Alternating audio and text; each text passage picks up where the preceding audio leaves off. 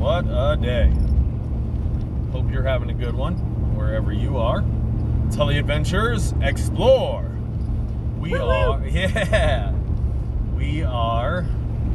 on our way to the Keys. We are driving out in the country. B's having himself a good old time. We're having ourselves a good old time. You can see B out there. He's just letting the wind blow his ears. Flappy, flappy, flappy. Oh, yeah. And life is good. Yeah, life is good. It is. Life is good. So, we've been under the weather for the past few days. We're still getting over it. Yep. Hoping for the best, that it's not, the row. Yep. We tried to get tested and couldn't, so away we go.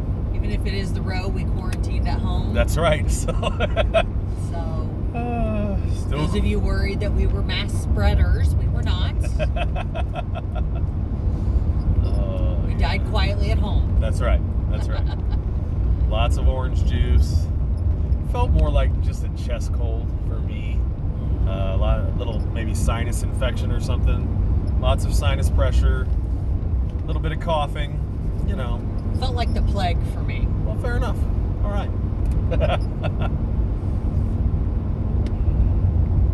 Was it that purple plague? Purple plague. What are you Could have been. Anyway, we're driving through some beautiful country out here. There's horses and cows, and if there's a house, it's got quite a bit of space in between itself and the one next to it. Yeah. I don't know if you can see way up there. There's a truck, big rig, driving along. It passed us just a little while ago. I love these trees over here, though. Yeah. The sides. Some very different foliage and flora and fauna. So we're enjoying that. Yeah. Good times. Fun had by all. It's beautiful out here. Peaceful, quiet. Yes, absolutely. Been on for about 3 minutes and we've hit our first poor connection. So here's hoping that it's still streaming out there to you. Oh, B, I love you. Oh, yeah. Whoa. I love you. You're a good boy. You're the best road dog ever. Hooray. You got lipstick on your nosy. So if we were going to drive straight to the Florida Keys from where we were at, it would have taken 8 hours according to Google. And of course, when you're pulling a trailer, you can't go as fast as Google tells you you're allowed to go. You can't do the speed limit. So normally it takes about 1.5 to 2 times as long as Google says. Luckily, there are 3 pilot gas stations, pilot travel centers, excuse me, along the way. So we get to break our trip up into manageable jumps and then stay at these pilot travel centers. Very grateful for that. And yeah, so we'll have what, according to Google, should be about 2-hour jumps in between each one. Which will mean 3 to 4 hour jumps. Correct. And yeah, life's pretty good. Enjoying this beautiful drive out here. Interesting thing around Orlando, Florida, there are so many tolls, and so we put into our Google Maps, don't put us on toll roads. We don't want to pay for the tolls, and that's what gets us out here into this beautiful country area, and it is worth the drive. I'm really enjoying it. What are those plants down at the base of those trees? That's a great question. I have no idea. Like, I almost want to say palm, but they're little. They're shrubs. Pineapples? I don't know. But they're with pine trees. That's so weird. Yeah.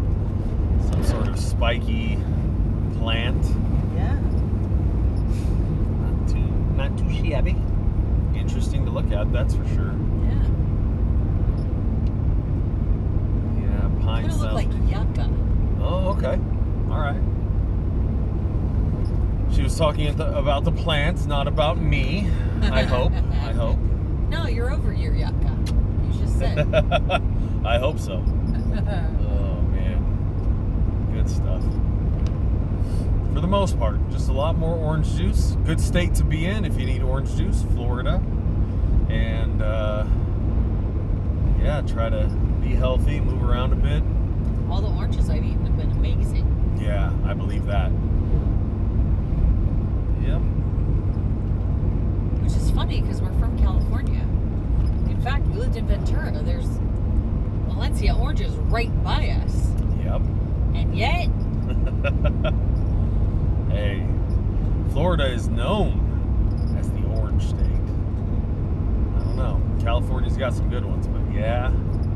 Yeah. Pretty good here. When we first got here, we stopped at the Florida Travel Center, and they had orange juice and grapefruit juice available for you if you wanted it. Definitely suggest stopping in there. It's a nice little spot. Give you some information about what's available in Florida. They had a ton of information. Yes, they did. All kinds of maps and brochures for places. In case you don't know, those are little paper foldy things that have information written on them. They're paper. You take them with you. That's so good. Yeah, we're so used to the interwebs telling us everything we need to know. Isn't it frustrating when you can't find what you want on the internet? Yes. Like, it should know everything right now.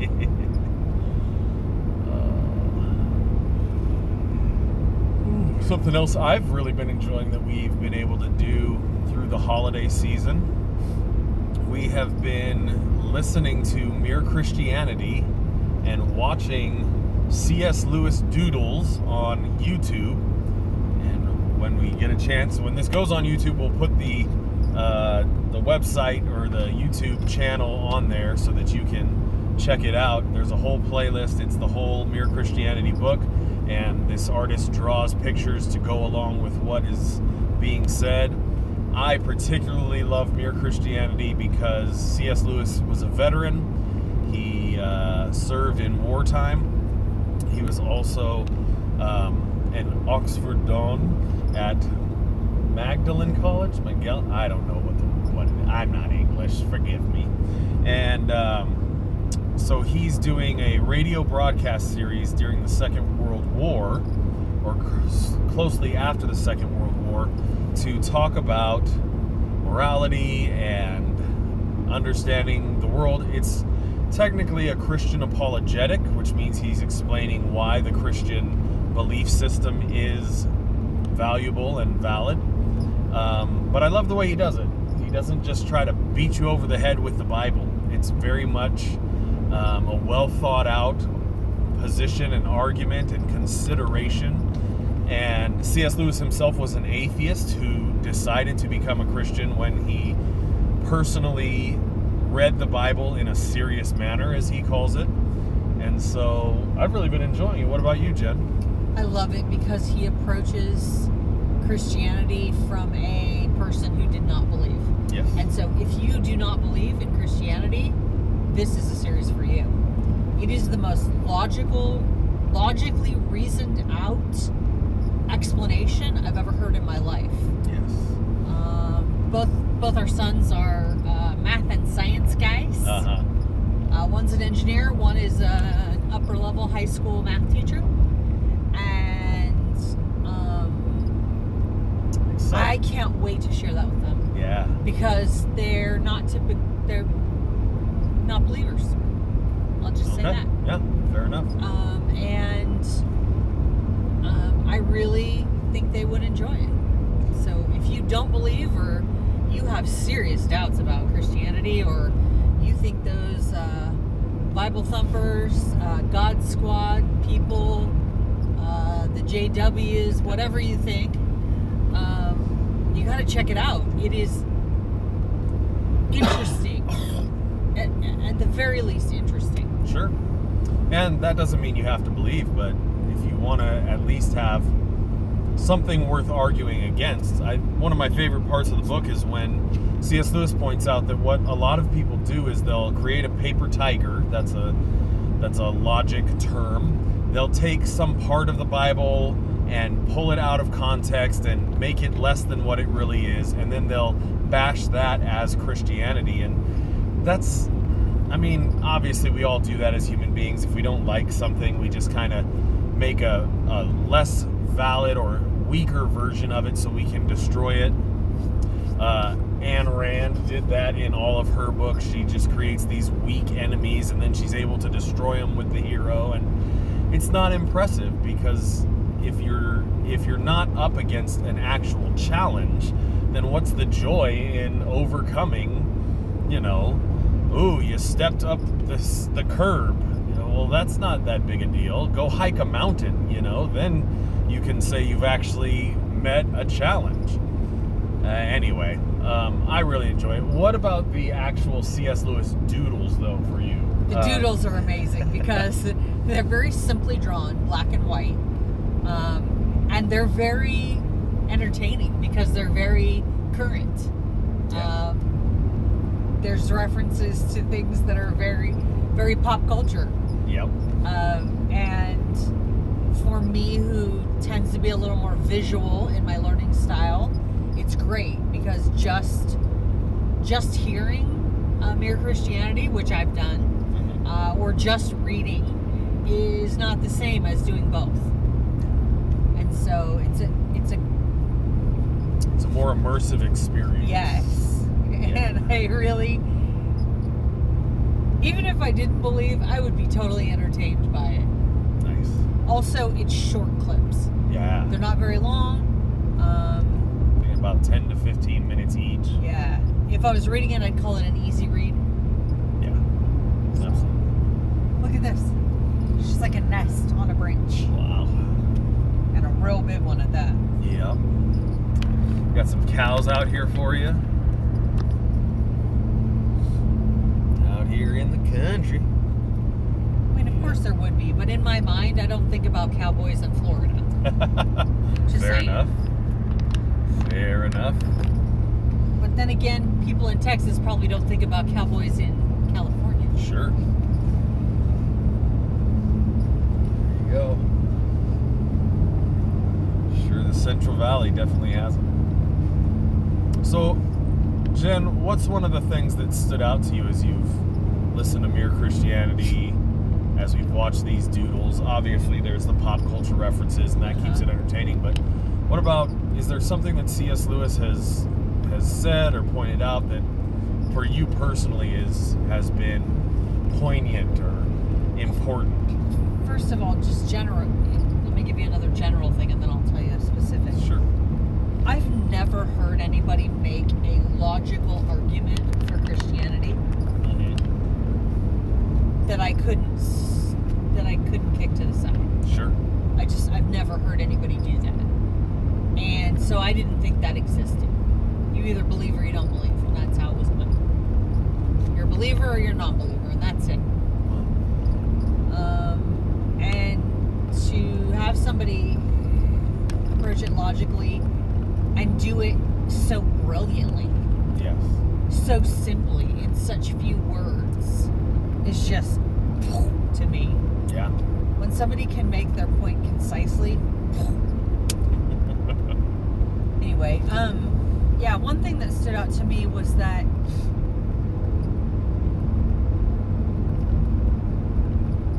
as a Christian, you do not have to believe that every other religion is totally a sham. Okay, keep going. I love that. All right. Because that is what I believe in my heart. That is what I have always believed. So that was comforting to me, reassuring. Yeah. And he counterpoints it with as an atheist, you have to believe that every single religion is complete sham. Yeah. Every part of it. And so, wow, that would take a lot of work. Yeah. Absolutely. Because there's no part of you that could say, well, that kind of makes sense. Nope, it's all bad. That stood out to me. And then the other thing that stood out to me was his argument And it was actually just a comparison of Christianity versus dualism, which is something very close to Christianity. Sure. And dualism is the belief, look at those pretty horses, is the belief that there is a good entity and a bad entity, and that they are equally opposed, and their battlegrounds or their battlefield is the earth. That's what dualism is. And not to give it all away, but generally what was said was that if you believe that, it really depends on your point of view, what's good or bad, what serves your purpose in the moment. Yeah. And I had never thought about it like that. And then in Christianity, there's this old story about that the devil is a fallen angel, and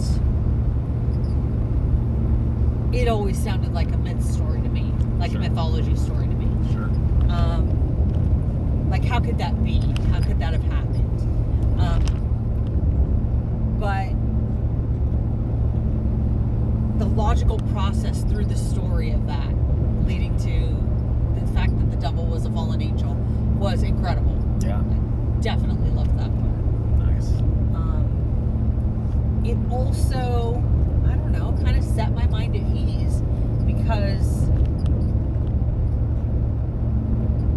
in the sporadic times that we did go to Catholic church growing up, and kind of sporadic in my adult life as well, I don't know that I got anything other, and it doesn't mean this is what they said, but this is what I heard, was that the devil was always trying to get me, like, right here. He was right here, and he was trying to get me. And it did seem like the earth was just the battleground for God and the devil. And they were equally opposing. And, well, that's just not the case. Interesting.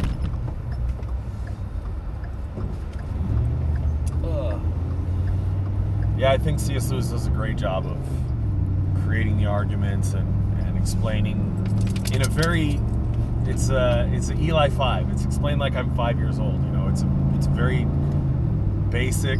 He doesn't use a lot of, you know, huge words and all of this to try to sound important. He's really just bringing the point of mere Christianity, the very basics. And I love it also because he's pretty humble. He points out that, you know, anytime the theological waters get deep, anytime it's getting a little over his head, he points out, you know, this is beyond my capability to talk about. And I really appreciate that humility, that willingness to say, if we're going to talk about English, we can. We can talk about language, and that's why C.S. Lewis is. You know, that's what he studied and what he teaches. Yeah. But when it comes to theology, he's an armchair theologian, and I love that term because I want to be an armchair theologian. I like studying theological ideas and considering their implications and what they might mean. But I love that he's boiled all this down to the most basic aspects so that you can deal with, okay, starting at just the basics, am I willing to deal with this? And then deal with, you know, there are people who don't live up to this, but that's not a reason to say that the church is bad all the way through, just because there are people who are doing bad, or even in leadership, you know, who are doing bad. We all want to be forgiven when we ourselves do bad. I know I do. Yeah. So it's a fantastic way to consider what Christianity really is and what it means. Yes. I'm blown away by the flora and fauna over here. I saw ferns with palm trees with pine trees. Just all together, hanging out. Yeah. Yeah, because what church are you going to go to that doesn't have its own problems? Spin? Yeah. That you could get, like, what does it actually mean as a whole? Yeah. What's the basis of all of this? Because there's like 5 million gazillion batrillion denominations. We played a game one time trying to come up with different denominations. We just kept Road going. games. Right? We kept going and going and going. Yeah. And then went on the internet and found more, like, Yep. no Church of Ted or, you know. Yes, and that's one of the in the later part of the book, C.S. Lewis does talk a little bit based on his knowledge about some of the differences between some of the denominations and all of that kind of stuff. But once again, he points out that he's not a theologian. But that's not what I love about Mere Christianity, the book, is that it, like I said, it gets away from all the denominational stuff and making this more important than that, and just talks about, well, what does it actually mean to believe in Christianity, to choose Christianity as a way of life. And the thing I think that stands out most to me is when C.S. Lewis talks about how every evil thing or bad thing is just a corruption of something good. And so we're all pursuing these things that we think are good, and we think that we're pursuing them in a good way, and we don't recognize sometimes that we are being cruel or mistreating people, or, you know, we can excuse ourselves because my intention was good. What I was going after was good. Right. If we wanted to take a real hot take right now, the police are under a lot of fire, and one of the problems is the thing that police are actually given a job to do is a good thing.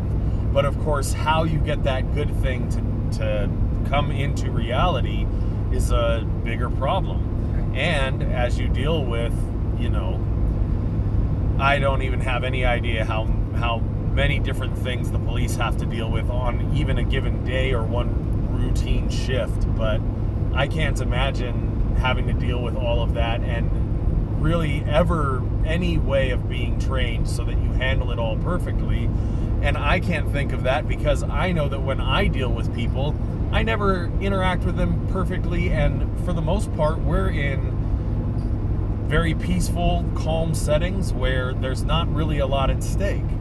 Not a situation that police get into where, you know, life and death is possibly at stake, or violence, or all these different things. And so I know for me personally that even I will tell myself that my intention is good, how I'm doing this is good, what I'm trying to accomplish is good, and I won't notice the times maybe when someone gets hurt by something and I thought I was doing good. Go ahead, babe, talking. Say something. Say something. You looking at me, so go ahead and say something. Have you ever had that happen? You know, you're trying to tell somebody something, and you've thought long and hard about it, and your intentions are noble, they're good, and you've really thought about how you're going to say this, and then you make the person cry. Or you make the person super angry with you. Or you trigger something. There's so many things that can go wrong. So something I've learned this year is you can be doing the right thing, but if you do it at the wrong time or in the wrong context, it's no longer the right thing. Yeah. And so in the past I would say, like, but I didn't mean to make you to hurt your feelings. Sure. And I genuinely feel bad that I've hurt the person's feelings. But I didn't consider all the aspects. Mm-hmm. Who, what, when, where, why, and how. Yep. And of course, that's part of the problem. There's just not enough time. And who do you know well enough that you could even consider those things perfectly and rightly? Right. Like, most of us want to claim, I know I do, that I know myself well enough to do that, but I hurt myself all the time. From stubbing my pinky toe into, the furniture around the house, to saying mean things to myself or judging myself harshly for, little mistakes that I've made or things that I've done wrong, beating myself up emotionally, mentally, sometimes even physically. I'll push myself too hard trying to drive. We are driving a lot. We're full-time RVers, so there's a lot of driving, and I've had to keep myself awake to get us to that next place. And you know, there's plenty that we do even to ourselves that's not aligned with the very best. And so how can anyone claim that they know the right thing to do at the right time, to the right person, in the right place, for the right reasons? You know, how often do we do something and we don't even recognize that the reason we're doing it is so that someone will give us praise and say that they're proud of us, or our heart's desire, some little part of us wants to be recognized, or whatever else it is, and we don't recognize that that's doing it wrong. Once again, it's a great argument for Christianity. It's a great way to understand it. It's also an important thing to, even if you don't